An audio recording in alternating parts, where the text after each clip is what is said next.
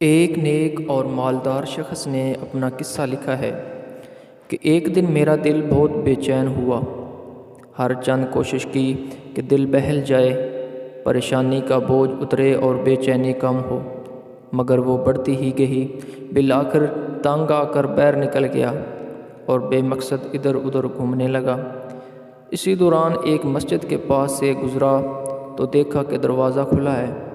فرض نمازوں میں سے کسی کا وقت نہیں تھا۔ میں بے ساختہ مسجد میں داخل ہوا کہ وضو کر کے 2-4 رکعت نماز ادا کرتا ہوں، ممکن ہے دل کو راحت ملے۔ وضو کے بعد مسجد میں داخل ہوا تو ایک صاحب کو دیکھا، خوب رو رو کر گڑ گڑا کر دعا مانگ رہے ہیں اور کافی بے قرار ہیں۔ غور سے ان کی دعا سنی تو قرضہ اتارنے کی فریاد میں تھے۔ ان کو سلام کیا، مصافحہ ہوا، قرضے کا پوچھا۔ بتانے لگے کہ آج ادا کرنے کی آخری تاریخ ہے، اپنے مالک سے مانگ رہا ہوں۔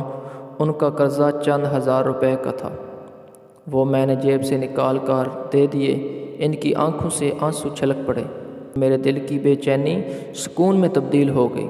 میں نے اپنا وزٹنگ کارڈ نکال کر پیش کیا کہ آئندہ جب ضرورت ہو مجھے فون کر لیں، یہ میرا پتہ ہے اور یہ میرا فون نمبر۔ انہوں نے بغیر دیکھے کارڈ واپس کر دیا اور فرمایا، نا جناب، یہ نہیں، میرے پاس ان کا پتہ موجود ہے جنہوں نے آج آپ کو بھیجا ہے۔ میں کسی اور کا پتہ جیب میں رکھ کر ان کو ناراض نہیں کر سکتا۔ سبحان اللہ و بحمدہ، سبحان اللہ العظیم۔ اللہ پاک ہمیں عمل کرنے کی توفیق عطا فرمائے، آمین۔